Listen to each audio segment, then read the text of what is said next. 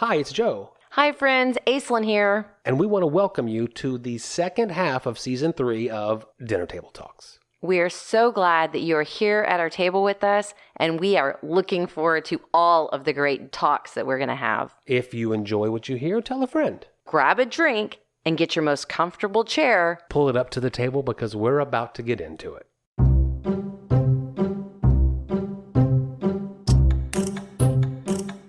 I opened myself up a drink before I came over here to set up for the podcast. Mm-hmm. And you heard a few episodes ago that I'm doing the fast during Lent of alcohol. Yeah. So I've been looking for at the natural grocers and the Trader Joe's and H-E-B and all the different places we go to, what are the most healthy, bubbly drinks that might make me feel like entertained with a drink. So this one is called Holy Tapache, and it's a sparkling tonic with hibiscus and ginger. It says probiotic and prebiotic plant fiber. And what I think is interesting about this is on the back of the can it says, Meet Tapache, kombucha's bubbly cousin.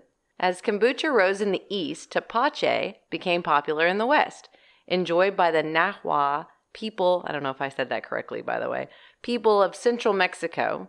Packed with live probiotics from a fermented fruit, Tapache has a smoother finish compared to kombucha's vinegary taste, making this bubbly beverage a favorite among street vendors across the Americas. Kevin made us some Tapache one time. Oh, I didn't know that. Somehow I missed that. Yeah, he explained what it was. We didn't know what it was and probably didn't give it the due that we should have. That's cool. You found a new thing. Also, because last week's episode, we talked about gut health. We did. And I had a coaching session with a functional medicine doctor a couple of nights ago. A functional medicine doctor is a true MD that has chosen to work to integrate alternative methods into traditional medicine. Oh, that sounds cool. Our deal really was more of a swap, which is really cool. So I went to talk to her about gut health. We talked about candida. I think we talked about candida last week. But the primary source of what's making everything wrong in your life. I brought up today to her, cultivate the garden of your gut, because she keeps talking to people about understanding the life that's occurring in your gut and how many good guys, how many bad guys. And basically that's what I talk about in the garden all the time. So here we were sitting on a Zoom face-to-face online, me and an MD, right, talking about cultivating gardens. She cultivates the gut garden, and I cultivate the actual soil garden. But at the same time, we're both speaking the exact same language about life and the types of life and infestations of the wrong types of life. And she made a joke. I'm now spreading it. She says, I think that we don't give microscopic life forms enough credit for the amount of consciousness they actually have. We might not think that yeast can think like we can with the brain that we can, but we don't know that. And so what she says is that the candida actually sets off your vagus nerve, which causes you to crave food like a crazy person, like someone that's not even... So she goes, I have this theory that the only thing left on the planet when everything else dies will be yeast and cockroaches. And cockroaches feed on sugar. Everything feeds on sugar, but those two things feed on sugar. So anyways, it was a really interesting conversation. I did invite her to come and talk to us here on the podcast or send us a clip of something that she'd like to share with folks about gut health. She also mentioned that it's highly possible, especially because I'm a gardener and the types of food I eat and stuff like that I probably have a parasite. Oh, wonderful. Yeah, exactly. But there's a couple of tests that you would need to take. So I think I'm going to move that direction towards having a gut health checkup. I want to welcome our friends to the dinner table. Well, hi there. I'm so glad y'all are here while we're talking about our guts again and the bubbling and brewing that's going on in our kombucha bottle. I asked our friends if they would help by sending me information about sausage. I have a sausage crisis. Yes, you do. And we were already getting information. Do you want to hear it now or do you want to wait another week? If we're about to talk about Daniel Benavides mentioning Vienna sausages, I'm not interested in this conversation. No, I wouldn't have brought that up. How do you not? And I gave it some more thought, and that is the box that we get, the big meat box, always has sausage in it, and the sausage is accumulating. Too much sausage is our problem. Is the box not right for us? No, the box is great for us. We just got to use this sausage. Yeah, we got to learn new ways. So how do you use sausage? Vienna sausages aside, David says, I made this Ukrainian borscht recipe recently. It calls for pork sausage. He used some local link sausage. Nice. That's a good one. I've never made borscht before. Okay, that's definitely a trier. And then Sandy said the zuppa toscana, which is actually one of my favorite dishes, soups. And it goes with kale and spinach and stuff like that in it too. This time of year makes sense. And beans, I think, as well. I think we go there first. Yes, yum, yum, yum.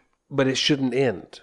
This is your opportunity to find us on your social media thing that you like to use and then DM us or send us an email, dinnertabletalks.com. And if you send us a specific recipe, we will actually try the recipe that you send us. No, I'm not saying we're going to try all the recipes. That's what I'm trying to But if we make sure we try the clarify. recipes, we actually want to use good recipes that you've tried. So send us some of your recipes. And if we end up using one of those sausage recipes, we'll definitely talk specifically about that on the show. Our Facebook page is the place to be, man. It was a party this week.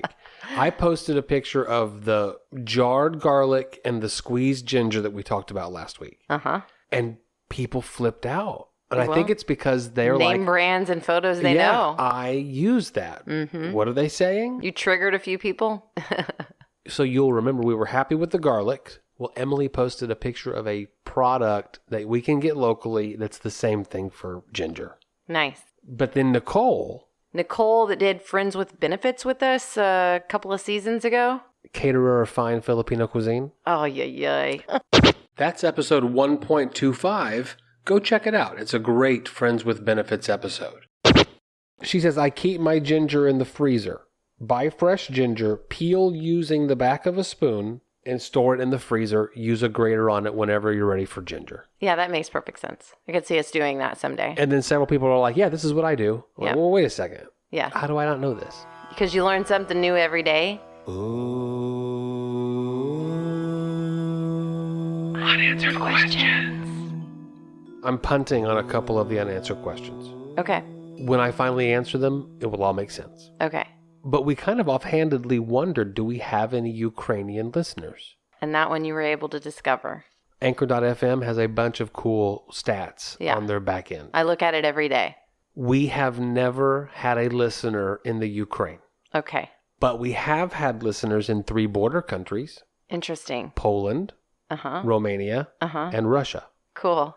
And we've also had listeners in 3 countries that border any of those countries.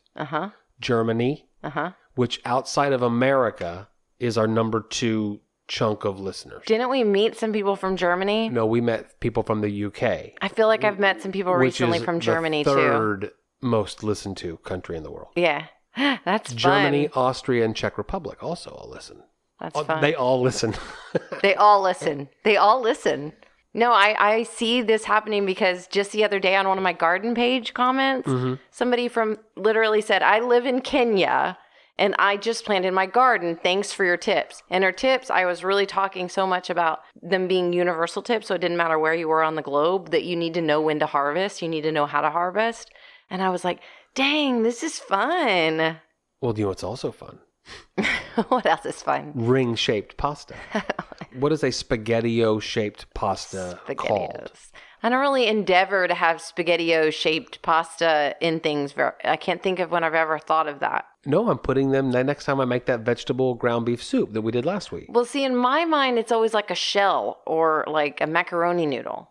I know we talked about this last week. That soup but a la Joe is going to have a spaghettio noodle, and that noodle is called an anelli. An anelli. This dry ring-shaped pasta is used in soup salads and oven-baked pasta dishes. Americans will often find anelli in canned soups and mixed... Like Chef Boyardee? Exactly. Spaghettios and mixed dishes, particularly popular with children. Yeah, children, like Joe. Just, I need some Spaghettios in my beef soup, Mom. When I do it and you bow down to the flavors, Yes. You can come back here and eat all your crow. I bowed down to the lamb goat curry we're going to talk about in a minute. Oh, well, do you want to talk about that now, or do you want to talk about the Za'atar Garlic Spinach Pasta with chicken meatballs? Let's talk about the goat curry. Let's do it. Both of the meals this week that we're going to talk about is all about the same thing with that sausage, and that's using what I have. Yep. back when I thought it would be a great idea to do the curry challenge at the beginning of this season, I said the next one was going to be goat curry. And I had a serving of goat chops that I was holding on to, waiting for more. They never came. So I had this puny little goat serving that wasn't going to make a full curry dish. Then in my meat box, we got some beautiful lamb chops. So I thought, you know what? I got the lamb chops. I got these goat curries. Been staring me at the face for months now. Let's get this on. So it was like mutton curry, basically. Yeah. And aside from doing the like lamb bowls, the Mediterranean lamb bowls, this is really my favorite. When you put it in some kind of a stew or gravy or something, like cook it down. That's how I like goat and lamb. It's how I do it. I scan the pantry for what's available. Lamb chops, this goat chop. And then a bunch of root vegetables. Let's do it. A bunch of root vegetables, some greens. Can you find me some onions? Yeah. After you sear your meat in the Instant Pot, this just becomes a dump dish. Onion, garlic, ginger. I asked you for green onions fresh out of the garden. Your fresh thyme. And this was a curry powder curry. Now, I used a curry powder from the grocery store. Okay. But you can make your own curry powders. Right. And we'll talk about a homemade curry powder in just a second. Our broth, a little tomato paste, our sweet potatoes, salt and pepper in the Instant Pot. It was really good. Like really, really, really good. When the meat was like perfectly, you know how when you're eating some kind of a curry and the meat just stays like stuck to the bone and you're just like you gotta struggle with it. And you're trying to cut it. It's not easy.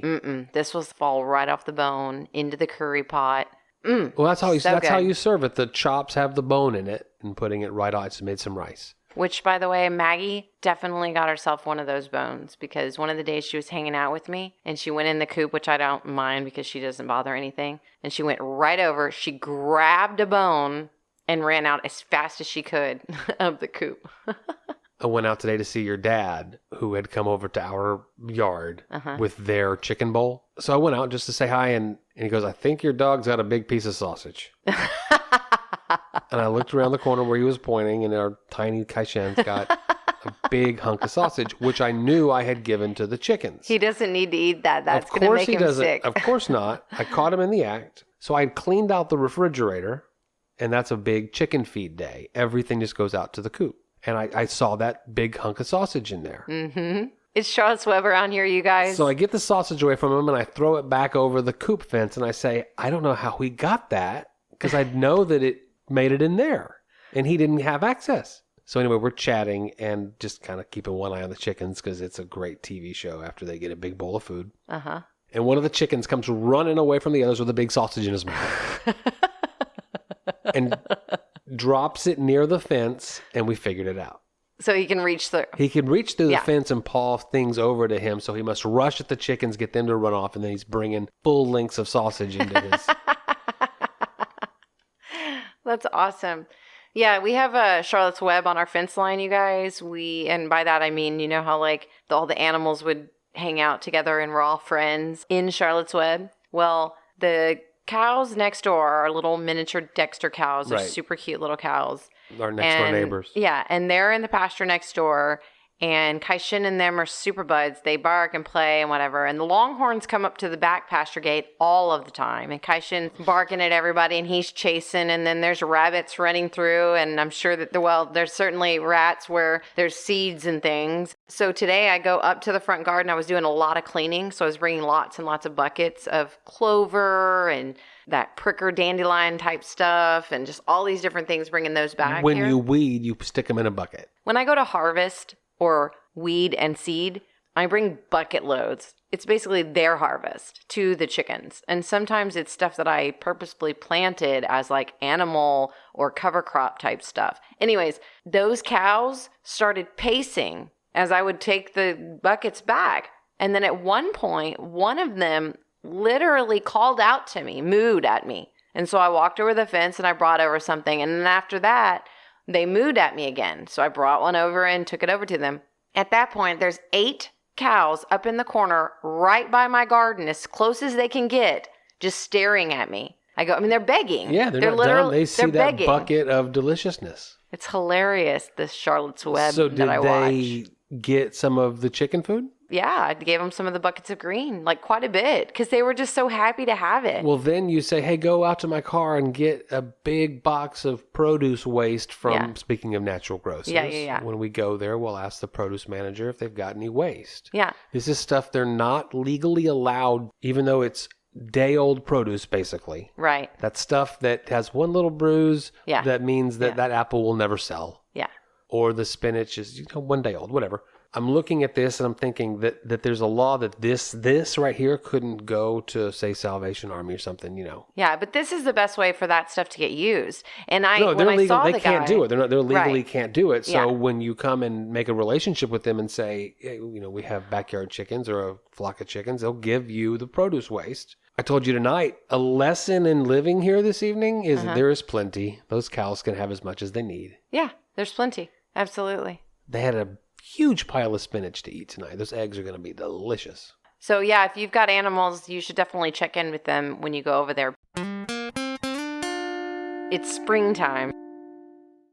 And of course, you know what that means in the garden. It means that I am crazily planting seeds as fast as I can and watching my flowers start to bloom and beginning to harvest the greens as quickly as I can to keep them from flowering. So like the lettuce and the broccoli and all of those types of things. So we're in a seed and bloom season, March, April. What are we planting? What are the intentions we're planting? And then what things are flowering now that we've planted from the past? And talking about that at the dinner table about the Dinner Table podcast. Oh, right. It feels like a big explosion of creativity between you and I recently. Yeah, totally. I mean, and that's the thing is that March is like that. There's a lot of like creative energy. That's why there's spring cleaning. That's why there's gardens being planted. It's because people are so thankful to be past the kind of gray, cold, brown season and ready to be into the green and the colors. It's always interesting to talk about the podcast this way. Yeah, it's bringing our guests to the table in all ways. You have told me forever and ever and ever that we needed to get our podcast up on YouTube. Absolutely. YouTube is how I find a podcast that I like enough to put it in my actual podcast streaming service. How often are you going into your podcast streaming service? Well, I go into Spotify every other day or so, listening to music and stuff like that. Yeah, like I listen to the Mark Maron podcast, depending on who his guest is. Yeah. And I want to see if he talked to Paul Thomas Anderson over a year ago, for example. Yeah. I'll find that on YouTube. Exactly. That's kind of what I mean. It's like I have a few people that's the only place I listen to their podcast is on YouTube. Mm-hmm. But what it does is it gives me enough of an episode or a full episode where it gives me the ability to decide whether or not there's someone I would get in my like followed list on Spotify, which is where I listen to a podcast if I listen regularly. See, I'm finding myself having to teach people how to use podcasts a lot right now. Well, there you go. There's a seed that we plant. Okay, these are the types of places you can listen. So what is your listening device normally? Right. What's yours normally? Oh, Google Podcast. Google Podcasts. So if someone says, hey, I found the new podcast, Dinner Table Talks, I'd go to Google Podcast, find it in there, and subscribe to it. Mm-hmm. And then when I'm looking through my feed of all the podcasts I subscribe to, I'll remember, oh, yeah, Aislinn told me about that. Let me listen to it. Here it is. Mm-hmm. So on that garlic ginger post I made, someone said, oh, hey, tell me how to push notify about your podcast. In other words, when a new episode comes out, something comes up on my phone. Which is easy on YouTube because you can just push the subscribe button and then you get notifications. Well, I learned that if you go to our website, there is no way to do that. Mm-hmm, right. I had to ask my friend, well, where do you listen to podcasts? And once he told me which one it was, you go to the Dinner Table Talk page and you click subscribe. That's the thing about trying to reach people in that podcast world is that there's so many different ways to listen to podcasts. Yeah. That it's a bit confusing for people that are just now entering the podcast listening world. Right. At least with like Roku, like I've got 6 stations up there. I've got my YouTube station, I've got my Netflix station, I got my Hulu station, I got my HBO Max station. Like probably why YouTube is working to get more people's attention is because it's kind of a universal one that everyone knows. So, and I don't care where people listen. Right. No. Yeah, we don't care where you listen. And YouTube would be a place I would listen to it if it came across my thing. Yeah, and so I had to get you over the hump of getting it, finding a place I gotta convert my MP3 to an MP4. Yeah, I still haven't ironed it all out yet. all that being said, we have planted the seeds and the flowers are starting to bloom. And we actually have one episode up. Yeah, I put one up and then there's more on the way. It's actually a Dinner Table Talks playlist on Aislinn Campbell's YouTube channel. So if you haven't subscribed to my YouTube channel, it's already up there. I do all my gardening videos and I put Voices for Wellness, and you should go subscribe to that right now, and then you'll get a notification that it's coming out over there too. If you've got questions about how to listen to the podcast regularly, like you're a listener but you don't get it regularly, so you forget to listen, and you want to listen but you forget about it, send us a DM and we'll help you figure it out.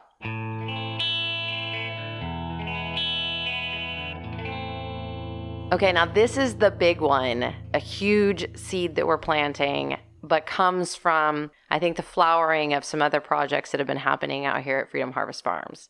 So you guys have heard the development of farm-to-table dinners. We're coming around to being a year of having started doing those. Long lunch clubs that have been going on for 6 months now. And then, of course, other types of parties like the Big Crawfish Boil and the Friendsgiving and just all of the different things that we're doing out here. Someone did mention the other day, dang, I sure wish that you guys would do some kind of dinner club like you do the lunch club, because I'd really like to come out there at dinner time. And then I thought, I know exactly what we should do.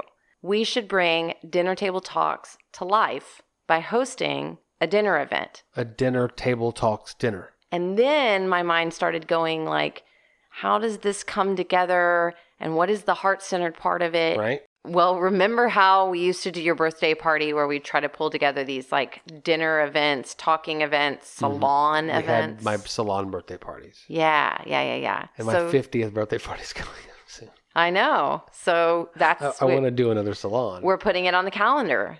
I imagine Aislinn and Joe putting on a Dinner Table Talk dinner that is like a salon. And then we had looked this up when we had those birthday parties. A salon is a gathering of people held by an inspiring host. Well, that's easy. I'm inspiring, so I'm hosting it. We'll say you're that one.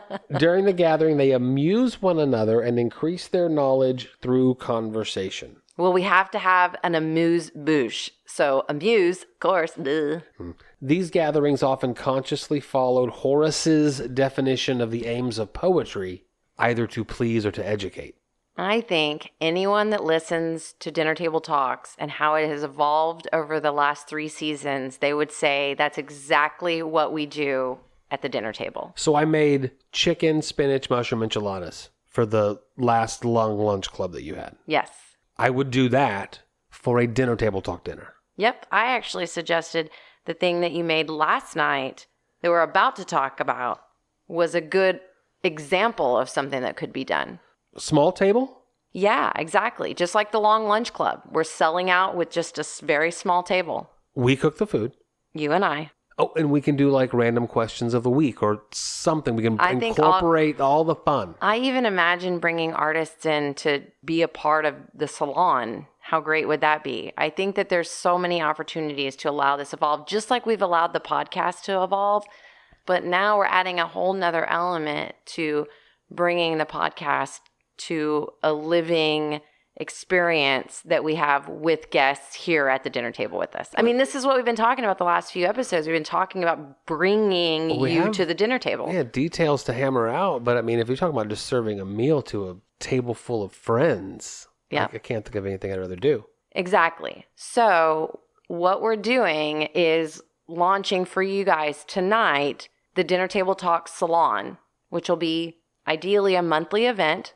We would generally host it on a Friday evening with a long supper, and we're offering it to you guys first. For a few weeks, this is listeners only. So what you'll need to do is right away, because some of you know how fast this goes, DM us to get the link to reserve your seat at the first salon, which is going to happen on Friday, May the 6th, probably about 7 p.m., because I'd like it to be an evening event. I like the Friday because sometimes when we do the weeknight events, people say that's an obstacle. Yeah, it's a little bit of an easier night. Another thing to keep in mind, May 6th is actually the Friday before Mother's Day. So if you're the mother and you'd like to come, you can probably talk your guy into bringing you. Or if you're thinking of trying to buy a great gift for a mother that you love, a couple's night out at a farm with a farm-to-table meal and awesome conversation sounds like a treat to me as a mother. And if you don't live near us, take your mom out to one of these kinds of things wherever you live. Please do.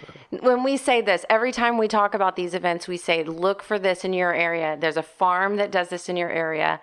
There's a farm-to-table restaurant in your area. If there's not one in your area, look at your adjacent metropolitan area, and the rural farms are just outside of that. That's usually where you're going to find these kinds of things. They're around.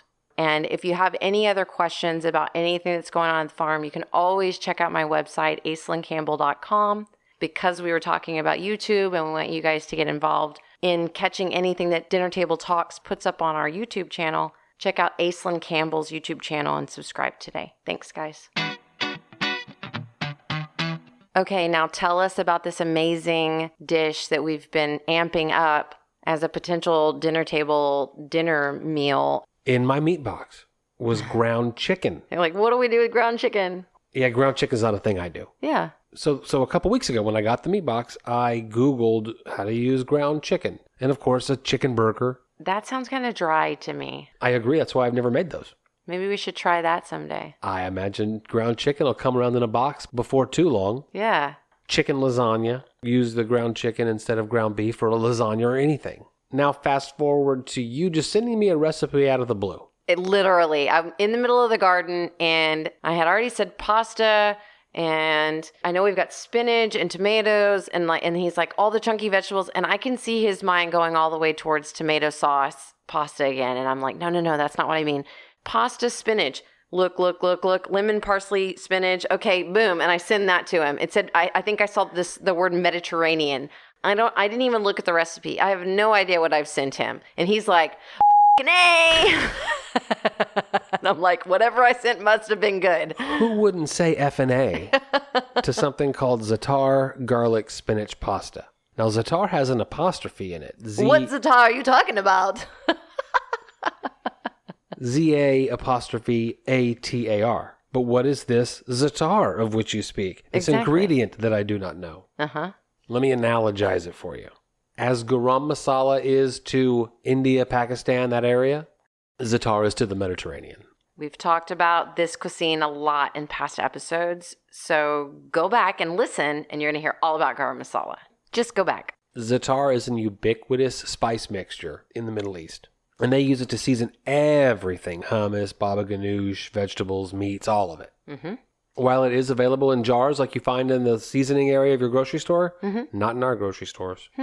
You had mentioned that it's very difficult for someone to say, I want to make it like so-and-so's restaurant makes it. I want it just like that. It's impossible to get it exactly as that family or that culture has made it perfect for their flavors. Well, I'll tell you what is in a majority of the recipes, and you can imagine what this flavor profile is.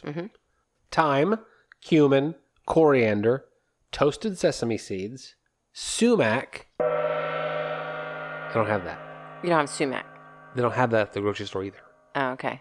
I bet you could go to the Middle Eastern market and get all of this stuff. Didn't have time for that, baby. Didn't have time for that. No, I'm just saying I bet you could. You're right. So I substituted more lemon zest for it. Salt. Whisk all that together in a small bowl, and when you came in the door, I said, take a whiff. It's really good. I'm going to put this Za'atar spice recipe up, because the leftovers are now in a jar in our refrigerator. And I can do some stuff with that, even if it's just marinate meat with it. When I tasted that stuff yesterday, the first response out of my mouth was, we should just make this and sell it. Za'atar. The recipe you sent me for the Za'atar Garlic Spinach Pasta was the first recipe that I've had for a pasta where it says save some of the pasta water and use it in the sauce. Nice. Just like we've been talking about the last couple episodes. Just like we've been talking about. This was so easy to make. In your cast iron, it's just frying up some garlic, adding some of the pasta water, then wilting a bunch of spinach. A little bit of red pepper, a lot of that Za'atar, more lemon zest, and then a healthy dose of Parmesan cheese and parsley, your fresh parsley, chopped up real fine, after I threw the noodles in with everything that I just said. You mix it. The cheese melts. I thought it was really good. It was very good. I did say, after mentioning, we could do this at a dinner table dinner because you got a simple pasta and then you've got the chicken meatballs you're going to talk about in a second.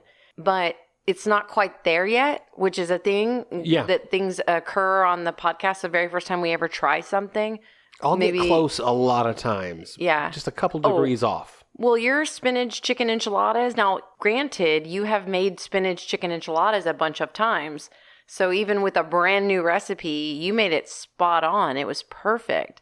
So yeah, you get recipes down and you can really make them taste amazing. Had I not Googled what to do with my ground chicken prior to this meal even coming into existence, I wouldn't have immediately gone straight to bring those chicken meatballs in for this meal. I was so impressed with this whole idea that just flew out of both of our butts and ended together on our plate. It was so delicious. After a long and lengthy conversation about gut health, I think that you need a different choice of words. In your bowl, you've got your pound of ground chicken, an egg, your breadcrumbs. I use those gluten-free ones that really come in handy. Thank you. Speaking of gut health. Parmesan cheese, oil, garlic, salt, pepper. I didn't use Italian seasoning. I used a big healthy pinch of my... Za'atar. Exactly. Form it into meatballs, put it on your foil-lined sheet. They go into the oven. And then you served them on top of the pasta, and we had a delicious salad with homemade ranch dressing and some delicious heirloom tomatoes. I didn't grow those yet. And some carrots. Yeah, it was like a staged meal. It was so perfect. By putting za'atar in the meatballs, I just figured I'd have a nice bridge between the pasta and the meatballs. It fell together very harmoniously, babe. I'm so proud of us. All of these recipes will be in the show notes on our YouTube notes. Huh? Yeah. And on our Facebook page. Yeah, all those places you can find us. So that's what's happening in the garden at the dinner table. We're planting seeds. We're watching flowers bloom. Like you guys talking to us. Please keep doing it. And we're going to continue to see and hear from more listeners from across the world. Those flowers are blooming, and that's just making us want to plant more seeds. So if you've got ideas of things we could talk about on the podcast, send us a DM. Let's bring this episode home with our random question of the week. If you could donate $100,000 to any philanthropic cause or charity organization, which one would you choose and why? Every time I hear a question like this, my answer is typically I will break it up into the proper number of chunks and give a large gift to several local nonprofits that do. But I'm holding a gun to your head like we did a couple weeks ago. I have to give it all to one? That's correct. K-Space. Yeah, it's got to be local. K-Space Contemporary is a local contemporary art collective, museum, educational effort. Mm-hmm. Put on juried shows. Cool. I wonder what they could do with $100,000 if somebody handed it to them today. Let's ask that question. Asking somebody at K-Space, just imagine if I was able to hand you $100,000 as just a blank, here it is. What would you do with $100,000? I think that would be fun to know. And I like the whole concept of imagining gets you to manifestation. I'll see if I can get an answer. I bet you can. I imagine this would be such a subjective question. If you asked 10 people, you'd get 10 different answers. Right. Who would you give it to? Grow Local South Texas. And that makes a lot of sense. I'm the founder. That's what we do. I'm a forever donor. Whatever I have to give, I will give. Which, by the way, I do want to mention, this Wednesday, March 30th, is the 10-year anniversary of the Corpus Christi Downtown Farmers Market, which is now called the Grow Local Farmers Market. I'm going to be speaking at it. But I wish you guys that are local would come out to it and celebrate 10 years of you and me just throwing up tables and calling the media and saying we're having a farmer's market. Oh, those were the days. Cones, man. Cones. Oh, God, I had to move those cones. Any of you that knew us back then, you can completely understand why we're so picky about the type of labor we do related to events, because we've done it. Traffic cones were the worst.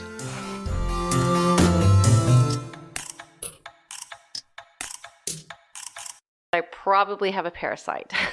Well, thank you so much for listening to another episode of Dinner Table Talks. We will be back next Monday with a fresh episode. In the meantime, hit us up on social media, send us an email, DM us, whatever. We want to hear from you. And we hope that you're enjoying the episodes as much as we enjoy creating them for you.